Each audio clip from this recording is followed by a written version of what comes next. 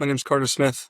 Graduated from Legacy, gosh, like 11 years ago or so. I graduated when I was 17 and I'm 28 now. I live up here in Portland, Oregon. I'm from LA. So going into the middle of nowhere in Utah from, my concrete jungle was a little bit different, that's for sure. When I was a teenager, gosh, I was a struggle bus. I started smoking weed when I was 14. That had a lot to do with parents separating. My dad was physically abusive. I had a loss of religion, a lot of, competing factors. I had moved from Oregon down to LA, went from a school of like 500 kids to 3,000 kids. It's just a lot of things kind of going on. And I needed something to help me survive.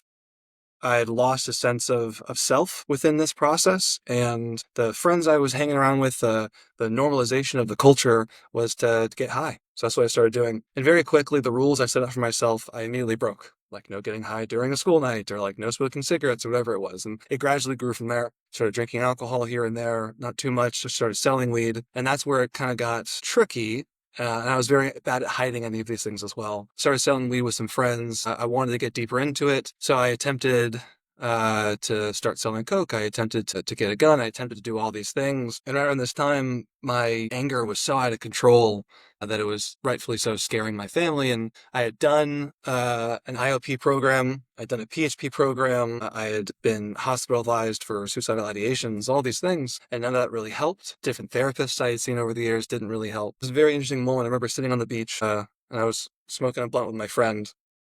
And I was telling him about my mom's desire for me to go to wilderness, right? Told him, first time I really ever told anybody about my thinking about suicide, this kind of relief from all the pain that I was enduring. And he said, you just can't kill yourself, man. It's not part of the plan. And it struck me in such a very strange way to hear that, this acceptance of my vulnerability, right? Which was incredibly powerful for me. And that was, I think, the start of it. Kind of sort of ran away from home shortly after that. My uncle had me fly up to Oregon, and I stayed there for a month as like a last ditch effort to kind of get me, back on a path before going to some sense of perceived extreme treatment opportunity. And that didn't work. I just, instead of smoking weed, drank. I was very depressed. I was, writing off my family and sinking deeper into a hole. I felt like no one was really seeing me. I take a bus ride back to LA. My plan was to stay at a friend's house, finish high school, all that kind of stuff. And then I get gooned at the bus station in LA. It was quite the experience. My parents had hired a company of people to, almost by any means necessary, like escort troubled youths to wilderness programs. That wasn't like a legacy thing. That was like another company. And so they caught me in the bus station as my friends were waiting outside. They see me handcuffed, walking outside with these two giant dudes, wondering what I did this time. And so they put me in the back of the car and they, drive me to Utah after however many hours bus ride from Oregon to LA. But I'm grateful. I'm grateful for it. It was shell shock when I got there, big time. And then I'm out in the middle of nowhere with the guys I never met before in this strange land, which I didn't want to be. And it wasn't until the next day that really hit me like how real it actually was. And then I just sank. And those first 6 weeks were incredibly challenging. I tried getting my way out of it any way I possibly could. I was on suicide watch. I didn't talk for 2 weeks. I just really, really struggled. And it's almost, serendipitous in some way that the guides that I had that first week or two were on January 10th. So, all of these things are right when I'm getting there. They held firm boundaries, obviously, safety reasons and stuff like that. But at the same time, yeah, didn't push me so far or enable me too much for anything to happen, really. They made a terrible situation, in my perception at that time, tolerable. And I was the only client the entire time there who was not there by choice. Every other client that I met was willing to be there. It was at the 6 week mark that I hit rock bottom. And I kind of just said, screw this, I'm going to stay in my sleeping bag. And so I did for like 6 hours when we had to move sites that night. And Jiraiya, who was my guide again that week, just didn't leave my side. He just kind of sat there and talked with me and supported me. And he reread me my impact letters when I asked him. He sang me a song when I asked him. I mean, I was like, fetal position, just going into myself as much as I possibly could stand it, really just needing something. I couldn't live like that anymore in this spiral of anger, sadness, of escapism. And he just didn't give up. And it was amazing, his resilience. And eventually I get up, very, very weakly, and he carries my pack and his to the truck. And then we, drive to the next site. I'm throwing up along the way, and we get there and I just kind of stay in my sleeping bag for a couple days. missed my chance for my first vision quest. And then a group member of mine, his name was Ryan, he came back from his vision quest. He issued this meditation, and he timed it perfectly to where the stars just started coming out as we opened our eyes. I mean, it was really amazing how well he got it down. He read us the prayer in the end of the Four Agreements, the one about, opening your heart. And he ended it with this line that I actually have, tattooed on me now. And he said, once you can love yourself, you can love others. Once you can love others, you can love the world. Once you can love the world, you can love the universe. And in return, the universe will love you back. And for whatever reason, all at once, it kind of clicked that my parents only did this because they loved me. That was the only explanation for it. And all the resentment and hate and confusion melted away in that moment and allowed me enough space to really be where I was. And it was absolute bliss. I don't think I've ever felt as much bliss in that moment as I ever have. It was absolutely beautiful. And that was kind of my rebound from rock bottom. It was that opportunity of doing something different. And I worked the program after that. After that time, I really worked it. I showed up. I did the best I could. I still had emotions. I still had resentment. I still had anger. I still had all these things happening, but I took it in stride, and I used the support that was available. My therapist at the time, Mike Petrie, never gave up on me. He was an absolute badass. Um, he really pushed my parents too. He was a therapist, yeah. He ended up being a consultant for the company, I think, a little bit later on. And then, of course, guys like Jiraiya, guys like Connor, a couple other guys, challenged me, but in such a way that it was an invitation to grow, not a do this or else kind of a thing. It was just an extended hand always. And I did a lot of things I didn't like, but it pushed me to become a man that I really wanted to be without even being aware of it so much at that time. And it was really that container of being in wilderness, of having, the earth beneath my feet, of having this kind of, primal way of existing, using a bow drill, right? Like, if you don't make a fire, you don't eat kind of thing, putting up a tarp for a shelter, sleeping out there, amongst the trees, not really having any cover, really being one that allowed this process of evolution. I ended up staying for 97 days. I stayed throughout the winter. There was, 2 feet of snow, and then into spring where things started blossoming and blooming and the animals started coming back out, and it was just quite the experience. And I remember for the parent week where my folks came in, how my capacity to change was almost inspirational for their capacity to change and realization of the part they played. In other therapy, things that I did, my parents had pseudo taken accountability for their actions, but this time they really sank into it. And my dad cried a bunch, which I hadn't seen him do before. It actually made me believe that there was a recognition of the things that he had done that had an impact. And my mom's enabling and all these kinds of things. It was miraculous. Yeah, I concluded with this understanding of a foundation that I've kind of built on since, right? Um, these kind of core principles of understanding. You're only at where you're at, right? Uh, there's always a way through. And you can learn to trust people who really care to show up for you and to be genuine in their attempts at supporting this incredibly difficult process of healing, which is a crazy concept for me, even now. Wilderness was absolutely compassionate and loving in every single way. There's no other place I've ever experienced like it. No other people I've ever experienced like Lexi. Their capacity to show, their capacity for being open-minded and loving. Absolutely loving. I didn't know how loving someone who wasn't your family could be until I got to Legacy. It's just an amazing, amazing thing. Maintaining that connection that you find there is something that needs to be practiced. And I didn't realize that until later on. That was challenging. Went back home. I was clean for 2 years. I drank at holiday parties and stuff like that. Didn't really have a great awareness of it yet. Wilderness gave me a foundation. I still needed to build upon it. And I didn't do that for quite a while. I ended up fully relapsing after 2 years. I was in a pretty codependent mess relationship. It ended pretty poorly. And I just said, F it. I'm gonna go get high again. It was this very slow relapse process. It wasn't like an immediate thing. It was like a slowly walking into it, having friends who had it, being around it, all this kind of stuff. And I thought it would be okay. And I, got high for the first time in however long, and I didn't like it, but I kept doing it. And then all these rules I had put on myself, this kind of disconnect I had felt. I said, I'm gonna have no rules, do whatever. So I did a bunch of drugs, whatever came my way, and just kind of tried to experiment with life. I was 19 at this time, nearly an adult, and there was consequences. There's a bunch of consequences. I got arrested for graffiti. Didn't have healthy relationships with friends. I didn't have a sober community. Didn't have a therapist. Wasn't doing any of those things. Was healthy all around. And what it resulted in was a motorcycle accident down on Ocean Avenue in Santa Monica. T-boned a Tesla, and I did a very sweet flip landed like 20 feet away. For a long time, I still had that sensation of flipping whenever I closed my eyes. So it was really challenging for quite a while. I dislocated my shoulder in the accident. I had to get surgery for that. I couldn't drive in the car with somebody else for a long time. There's all these things that really challenged me, but there was also something really beautiful in this. It's just weird for me to say now. As I was flipping through midair, I had this thought that I have to stop drinking and doing drugs. I don't know exactly where that came from or how it kind of came to be, but when I landed on the ground, I just had it in my head. So when I was in the ambulance and they were offering me, whatever opiates to like, dull the pain, I'd refuse all of them.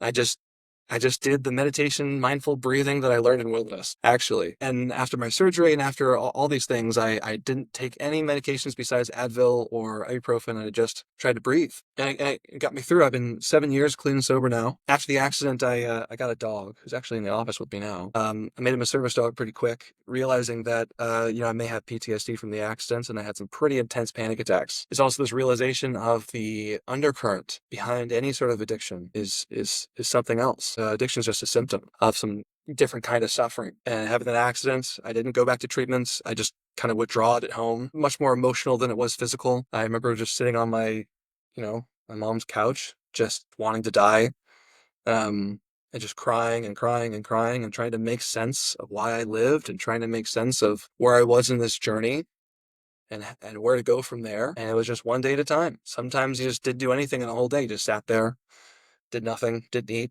barely drank any water. But, you wake up the next day and you try something different. You take your dog on a walk, you go on a different hike.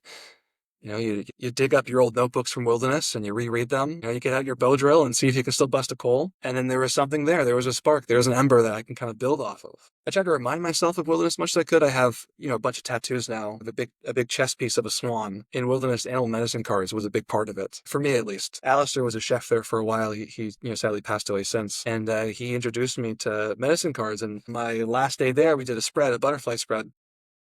But I got the swan for my north, which is kind of like the whole of your life in a way. And the story of the swan is basically like the ugly duckling to the swan. This recognition of evolution per se. I mean, it means grace to a certain degree. And so just filled my life with these reminders. Again, this like foundational element of wilderness that's kind of carried through despite relapse, despite, heartbreak, despite these things, it was still there as this driving force, right? That opportunity for connection. So 7 months clean and sober. I've gotten through my withdrawals to a certain degree, but I know nothing about who I want to be or if I'm in recovery or not in recovery. And none of it made sense, right? But I start working in treatments and I don't know how I got the job. I got the job and I got the opportunity to be a counselor. I went to counseling school. I started working with adolescents, which I always wanted to do because as a kid, I went through treatment and then right away learned I can't do as much as I want to do with just a counseling certificate. Like I should go back to school. And so I put myself back through undergrad. I majored in philosophy because psychology has just too many dang tests and I wanted to think and ask why and write. So I did that and I just graduated in December. And now I'm going to be doing a Master's in Social Work program to become an LCSW over here at Portland State, all with this underpinning of the lessons I was taught in wilderness and the tools that they kind of gave me that I used later in life to a certain degree to kind of build this up and to navigate and manage this. Recovery was this really challenging thing at the beginning. It was just, being clean and sober. And it is this underpinning for all the good things I have in my life. I have a partner who I love dearly. I have two stepkids who I love dearly. And I know that without my recovery, I wouldn't have these things, but it's not a curse. It's not this, I have to, it's this absolute blessing. It's this absolute source of gratitude that I get to be grateful for every day that I enjoy and love being clean and sober. And it took me quite a while to get there. But wilderness was absolutely crucial in that, especially the people there, the space and the people, uh, are the, major contributors to who I am today and how I pay it forward. I've been working in this industry for, you know, almost 7 years now, working as a counselor for 5 years. I don't tell this story often to clients, but I think a lot of them can feel it, as I share that space with them. It's an interesting thing to be kind of a conduit for the opportunity I received at Legacy to pay it forward. To be honest, it was the container of the guides who I was with, right, and the interventions with my therapist that allowed me an opportunity to, despite the circumstances, decide to be there, right? A very like kind of stoic approach. And I'm talking like not, stoic, kind of closed expression stoic, but like stoic philosophy, Marcus Aurelius kind of approach that The only thing I had control over was how I felt about it. And at a certain point, with the right support, I was able to achieve that. So I'm incredibly grateful of all the programs to have gone to. It was legacy because of those people who were there at that time, because of the nature of the program, that despite how potentially traumatic the experience getting there was, they allowed me the space to have that process. It took 6 weeks to have that process to kind of get over it, but they allowed that. They participated in that. They supported me through that. And that was huge for it. Right? And all of these pieces, absolutely fit into the hero's journey, which is one of the most amazing things I think I learned from the program, which actually was, in hindsight, I wanted to do a group for the adolescents I was working with. So I went back to my little notebook pamphlet thing from Legacy, and I saw the hero's journey was like one of those pages. So I made a whole group about the hero's journey. And since then, I've even developed like a theory it's called hero theory. I've been working on that, and it has a lot of different aspects that are massively inspired by my experience, my journey, being as unique and weird as it is, and from Legacy and just the amazing things that I was taught there. Summiting mountains was quite the thing. And we had 1 week where we did an alpine start. Maybe it was 4, maybe it was 5, I don't know. It was dark out. It was the morning, it was dark out, and we went to go set out to climb this mountain. It just took us all day. And we got all the way to the top, and just, looking over what felt like across like however many states, you could see the whole country. It was just so incredibly rewarding. Um, to know that it's possible. And the biggest challenge for me was, in the beginning, it was this arduous thing. It was like this terrible, why am I here? I hate this. Then it became, I just want to get to the top. Like, I know it'll be worth it when I get to the top. But then it became, no, it's the journey that's the most important thing. It's this process of climbing the mountain that's the most beautiful part of it. I got some feedback from Connor, one of the guys that I really appreciated, and he kind of told me pretty bluntly, like, hey man, you always complain on the way up the mountain, but on the way down, you're the happiest person. What's with that? And he was spot on. I mean, I complain so much. And it kind of made me reflect, like, why do I do that? Is that serving me? Is that something I want to kind of carry with me? And I really started to play with that idea of, what's actually going on there. And then I started to experiment with that, enjoying every step of the way. And then it became just this amazing, blissful experience, something that I still do today, as much as I can. Go out and hike. It's not about getting there. It's about being out there and hiking. And it's just, it's euphoric, right? So I've really, really appreciated that. I think the other stuff that I really valued was making fires. That was a wild experience for me. I still have my bow drill, actually. I have all the pieces of it, like in my little kind of shrine with other stuff. It was such a challenge for me. I got so angry. So angry. Just couldn't bust a coal, couldn't do the right angle, couldn't sustain, the friction long enough. All these excuses and all these reasons, but there was never a chance to give up. There was never like a force to do it, but it was always this persistent opportunity. And there's one time we did a 0 to hero where we had to collect random stuff and just kind of put it together on the spot. And I was working with a partner, one of the, group members I had, Drew. And we lost it compared to the other team. Like we didn't bust a goal in time. But I got some feedback after. It's like, wow, I'm really proud of Carter. Like, he got angry and he only threw one thing at the very end. And for me, that was great because, for a long time, it'd be like, I'm not doing this right, or something's making me angry, so I'm just going to break the bow drill over my knee. Like, fuck it. I'm not going to, it doesn't matter anymore. Uh-huh. That'll show them. And so it was just this avenue that I could explore my anger. It became this opportunity of honing a relationship with myself through the manifestation of making fire, which is ironic because of how in my world that relates so much to my anger, right? This kind of, fire. And so everything became an opportunity and a way of connecting. All the pieces were there. It was 24/7 therapy. I mean, we sat down for groups at the end of the night, around the campfire, but the whole thing was therapy.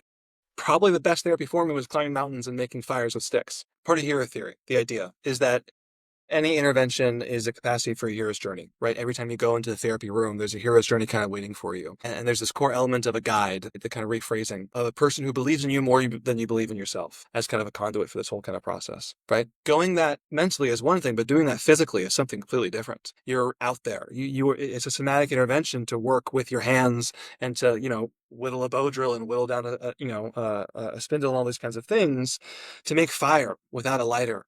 It's quite the test of conjuring this internal experience externally and trying to make that make sense for a result, which is you now have fire to keep you warm and to nourish you by, allowing you to cook food.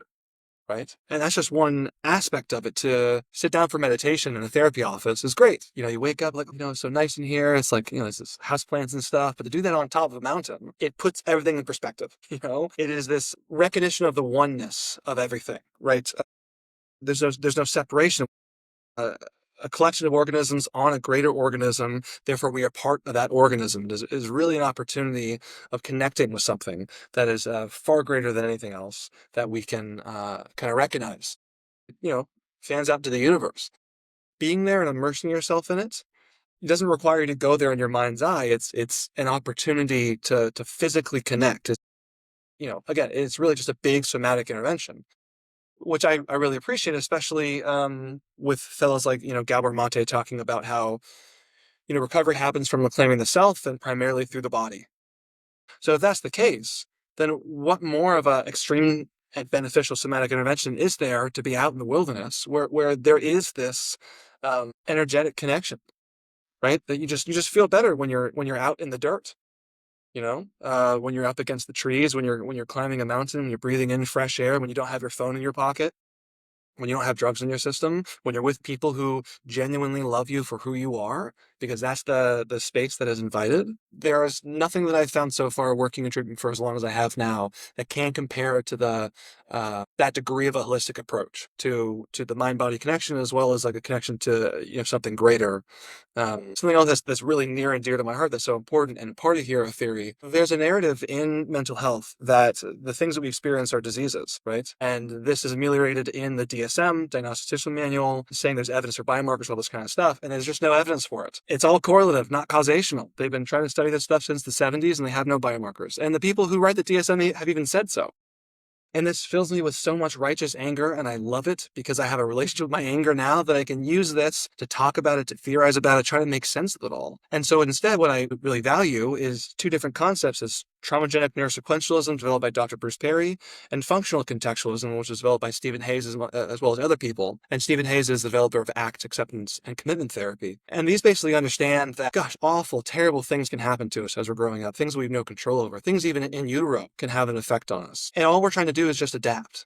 All we're trying to do is survive. And there's nothing wrong with that. We are not wrong for trying to regulate the dysregulation in our life. And our society has geared us in such a way that smoking cigarettes and smoking weed and drinking alcohol and shooting up and all these things are normalized. They're invited to such a degree that becomes the way that we have learned how to regulate. And if we have enough space and opportunity, such as wilderness, to learn different behaviors for the same wounding, then we have an opportunity of healing radically to our core, having full recovery, not just sobriety contingent on going to a meeting every day, right? But sobriety because it fills you with life every time you get to wake up and not use, not have to, but get to. And I think that while wilderness didn't really touch on this too much for me, and there was AA meetings and that kind of stuff, there was never a judgment about how anybody identified within that regard, which I really valued. In the time I worked in treatment, most people have said it's a disease, it's this, so on and so forth. It never made enough sense, it didn't click with me. And in my own research, I found there's other people who maybe agree with that. And so for anybody out there, I want to emphasize more than anything that anybody can go on a hero's journey regardless of where you came from. Anybody can have this, no matter how bad you think it is. Like not one person, no matter what is going on, is completely helpless. I just don't believe it. I couldn't believe it. Otherwise, I wouldn't do what I do. Anybody out there, despite what's going on, there's an opportunity for true, genuine healing, whatever that looks like for you. And if there's an opportunity to do a program like Wilderness, or just go outside and touch grass, like I absolutely invite that.